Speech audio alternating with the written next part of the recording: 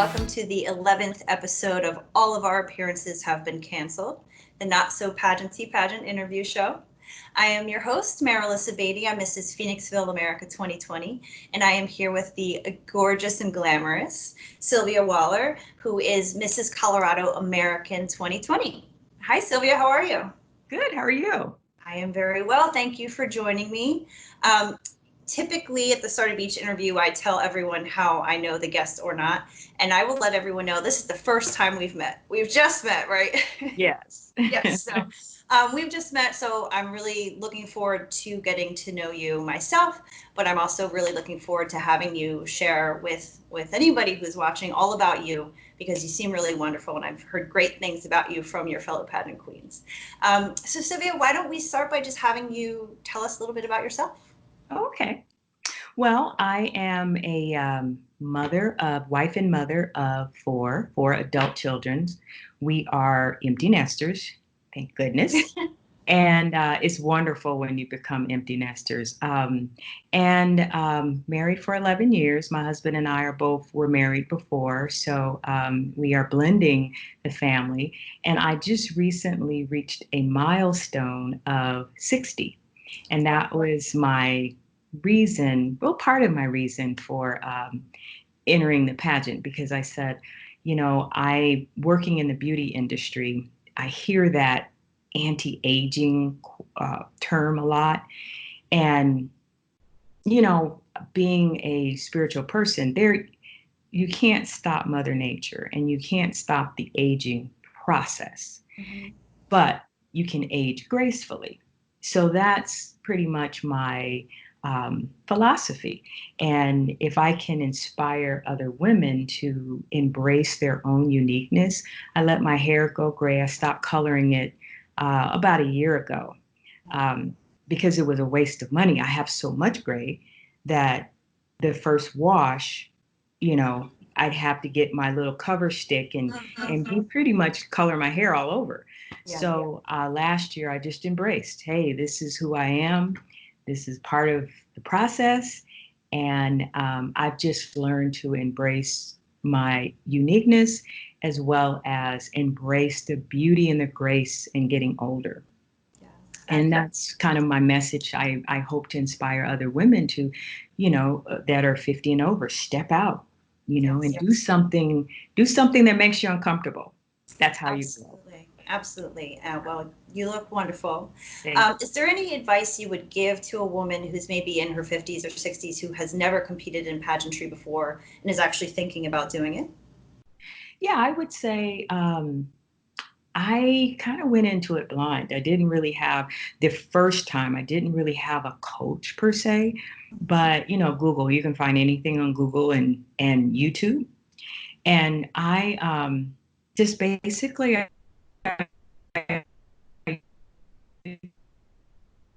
watch pageants, and I did get a interview coach, and she kind of helped me with presence on stage and presence in an interview. But a lot of that, I come from corporate, so a lot of that is the same as in the boardroom when you're in an interview with for a job. So a lot of that poise and confidence comes from that. But as far as pageantry, the first, I would say the first thing that a person needs to do is to love who they are. Because the biggest mistake that you can make in pageantry is to look, because it's full of beautiful women. I mean, it's like pageantry is like a beautiful flower garden, and there are beautiful flowers in there, and you're just going, my God, I love this flower. I love and you just pick one. So you cannot go and go, oh my God, I wish I was a rose and I'm a daisy, because you can't be a rose. So my advice would be to understand who you are, embrace your beauty, and be the best version of yourself that you can be. Because the only person you're really competing against is you. That's the only person you can be. So I would say that would be my advice. Excellent. That's great advice. Ladies, if you're out there, rewind that, listen to it again and again and again, because honestly, that is what pageantry is about. You can't be anyone else but yourself. And if you try, the judges will see that, frankly, and they're going to know that. So you can really only be you. So thank you for that excellent advice, Sylvia. Now we get to the fun part. I'm going to ask you a series of questions across some different categories. So the first category has to do with pageantry.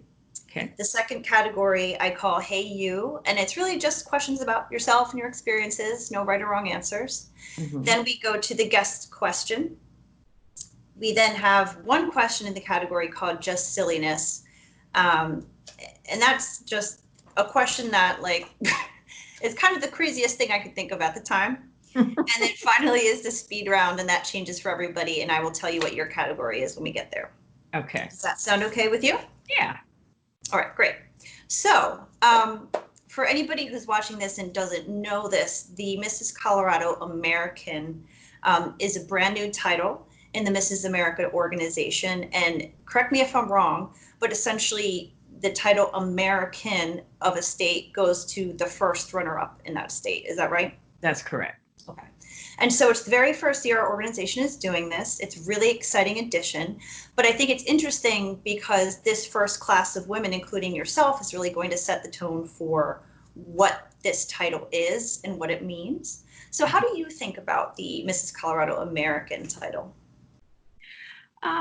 It took me a minute to figure out what it is, because I remember when my name was called and my sister-in-law said, why isn't Sylvia just like through the roof? And it's like, I'm trying to figure out what that means. Yeah. So, after talking with Emily, and she basically explained to me, it's the first runner up. So they give a title to the top two. And, for me, I am just honored and, humbled that, out of all of the women, I made the top two. So for me, I am going to take that title, and I am going to, be the best Mrs. Colorado American that I can be, and actually work that title to its highest ability, because, my platform is Alzheimer's. So I'm going to hit the ground running, and I'm excited to work with my sister, Mrs. Colorado. She has the platform of, I think it's like bullying in schools, but it's more like inclusion. So I have done talks in the schools, because it just breaks my heart to see our little babies so insecure, and teen and child suicide is high, and it breaks my heart because it could be so bad. I that is the fault on the adults, because we failed to see what's going on with our children. So I'm looking forward to working with Nicole on that. And, she's going to be working with me on Alzheimer's. So, I was joking, because I said we have the little babies, and then we have, the young at heart. I'll put it that way. So we're covering all ends. But I'm excited to hit the ground running and just, be the best Mrs. Colorado American. I'm the first, and I want to create a legacy. So. Yeah. Excellent. And I'm sure you will. I have all the confidence in the world that you are going to set that bar high for the first one in that role. All right. So next question. If you were a judge in a Mrs. Pageant, what one question would you really want to ask in the interview room?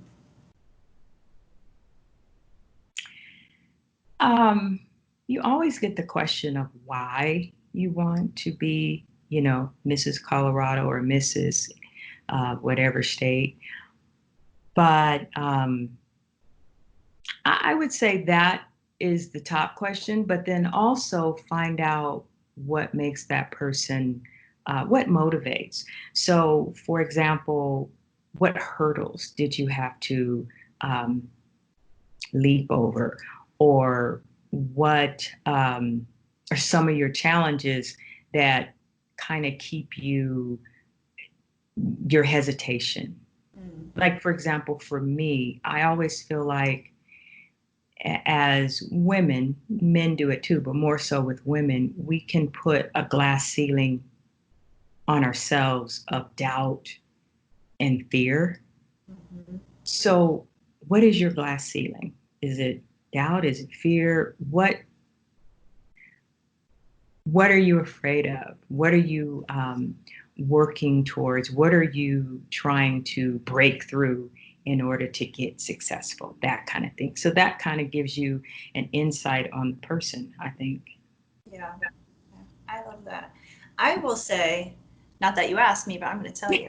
I feel like my glass ceiling, particularly as it pertains in pageantry, and something I am working on in terms of the interview, is, I was always brought up to not talk about myself. I feel like, especially as women, we're basically told not to talk about ourselves. Don't brag. Don't talk about your accomplishments. Yes.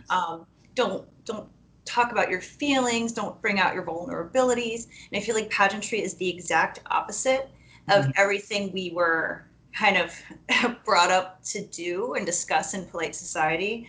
So I'm really having to break through kind of my fear of being vulnerable with people and really just telling them my true self. Mhm. So that's what I'm working on. So That too. I would agree with that too. It's really tough. it's hard. It's hard. And someone asks you a question in real life, you're not thinking like, how do I link this back to my personal experience and tell them all about me as you would in an interview room. Mm-hmm. In real life, you're just trying to have back and forth conversation with people. And so when someone asks me about me, I kind of get like, oh, am I supposed to be saying this? I don't know. But that's a really great question. So Yeah. you should be a judge one day. Good job. All right. So this next one is my favorite part of the interview, and it's called My Favorite Picture of You. And it's because I go through your social media and I pick out a picture that I really love. Oh, And so I wanted to show you this picture, but I want you to tell us just a little bit about what this picture is all about, what was going on at the time, and just fill us in. So this is my favorite picture of you. aw. You see that? Yeah. Yeah. So what's going on here? When was this? That was February. That was February of this year. Oh, okay.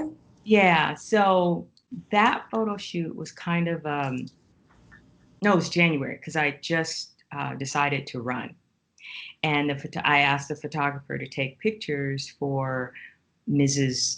Southland's so that I'd have some coming out pictures, and it was right before my birthday. So, I was feeling good. It was like, wow, I'm turning 60. And so that photo shoot was just awesome because I felt the empowerment of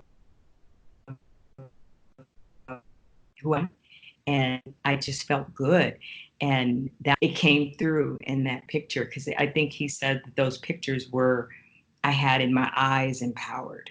Mm. And I just said, the whole photo shoot, it just felt good. I just felt good. I'm healthy. I'm in my right mind, I think, as far as I know.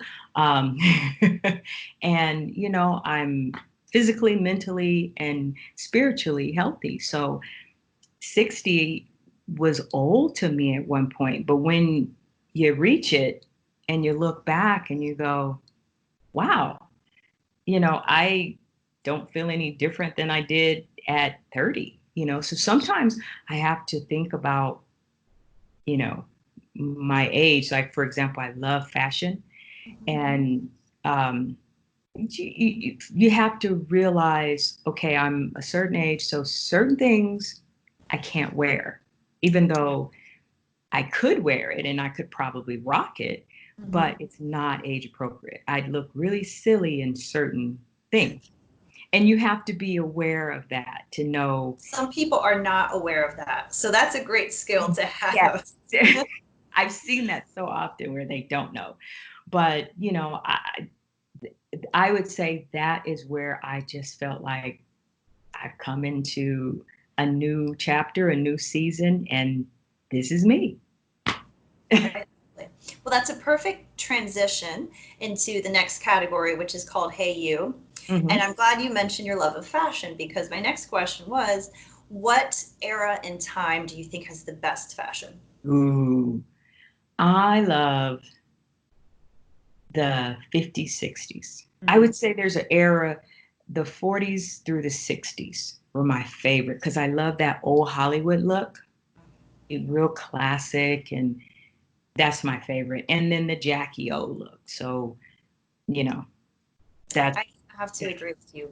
Beautiful silhouettes in that time. So shows like the earlier years of Mad Men, or even like the marvelous Mrs. Maisel, kind yes, of step into that time frame. And I just love the costuming in those yeah, shows. I just want to pick out that clothes and wear it on my own body, but exactly. I don't know how to do that. So, all right. Um, what is the best thing you have ever tasted, and what's the worst thing you've ever tasted? Ew. The best thing I've ever tasted, I have a sweet tooth, so I absolutely love red velvet cake.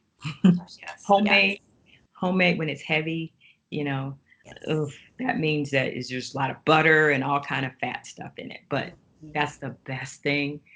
The worst thing, the sushi. I am not a sushi. Oh, is it the taste or the texture, all of it?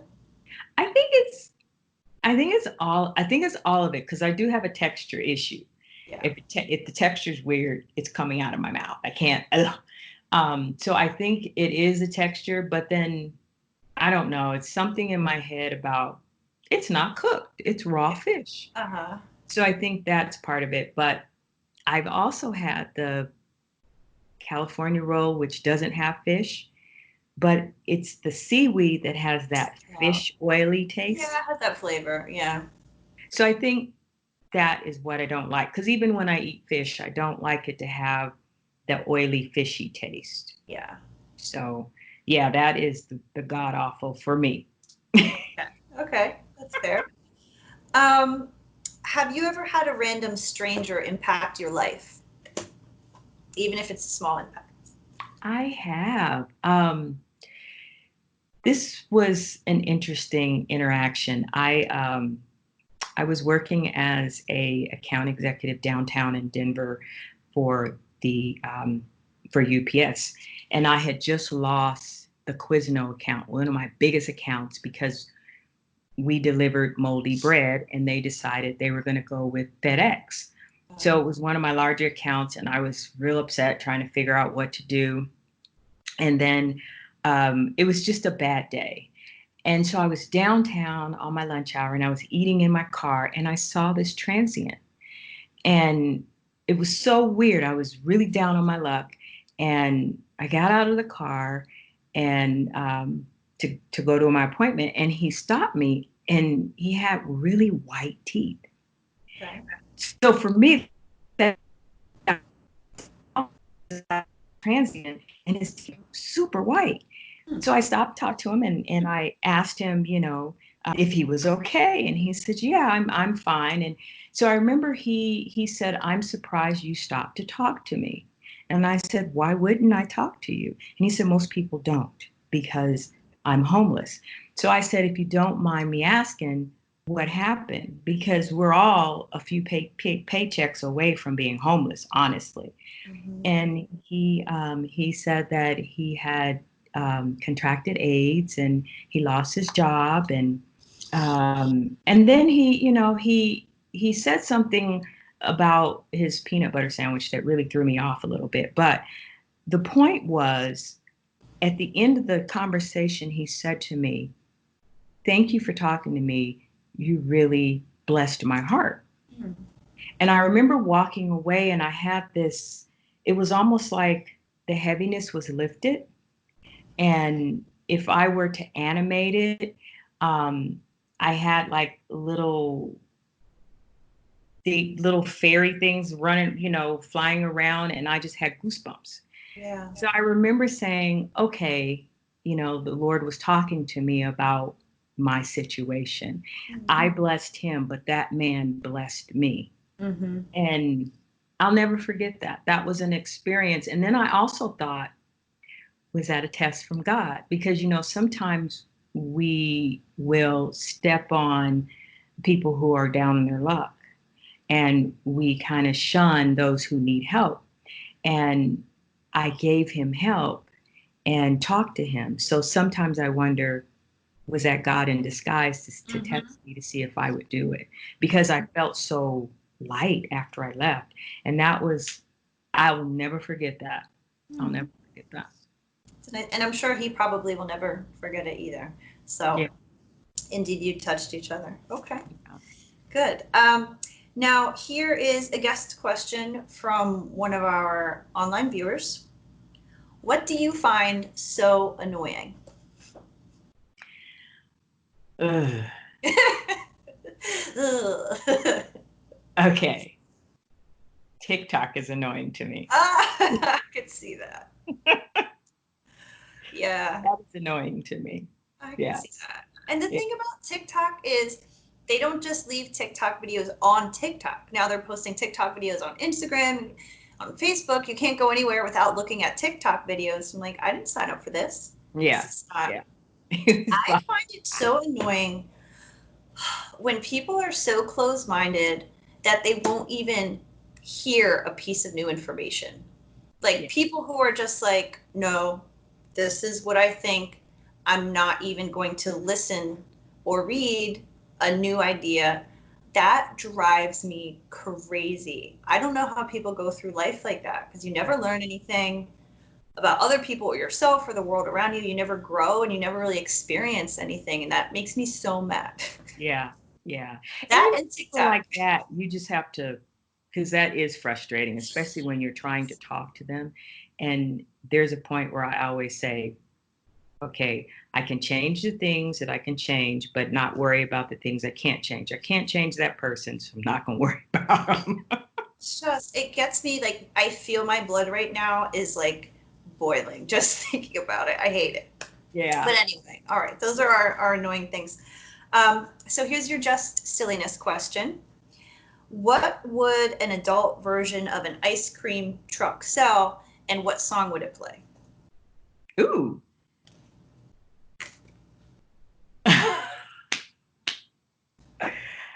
I would say an adult version of an ice cream truck would be like um, a gin and juice Jeep, and it would drive around, with that sipping on gin and juice. Jeep, I love that. Yeah, so it would be Snoop Dogg sipping on gin and Money juice. and That's money the and adult. yeah. I am here for it. So when this gin and juice Jeep rolls through, please come through Phoenixville because I will give you some business. Okay, Sylvia, so you've made it through. So now we're at the end. This is the quick fire challenge. So for you, it's just going to be this or that. So I'm going to name two things. You pick which one you want. You don't necessarily have to explain your answer unless you want to, and we'll just go through. All right? Mhm. Okay. Feeling too cold or feeling too hot? Hmm. At this point in my life, it's hot. Okay. Cats or dogs? Dogs. Cats are sneaky. Circle or square? Circle, it's smooth. Okay. Ocean or mountains? Ooh. I would say mountains because I can't swim, but I love the ocean, but I can't swim. Okay. Say mountains. Uh, American football or football, aka soccer? Football. Which one is football? American football. American football. Okay. And here's the last one. Would you rather dance to a slow song or dance to a fast song? Depends on who I'm dancing with. So, Okay. it, It's I, true. yeah, and it depends on my mood. Okay. All right. So you pick both depending on the situation. Hmm. All right. Great. Well, you survived the interview. So thank you so much for your time. Is there any last thing you want to share with the people before we go? Just thank you for having me, and just stay tuned for all of the great things that Mrs. Colorado and Mrs. Colorado American 2020 are going to do here in the city. Yes, we certainly will. All right. Well, thank you again. Be well. Talk to you soon. Thank you.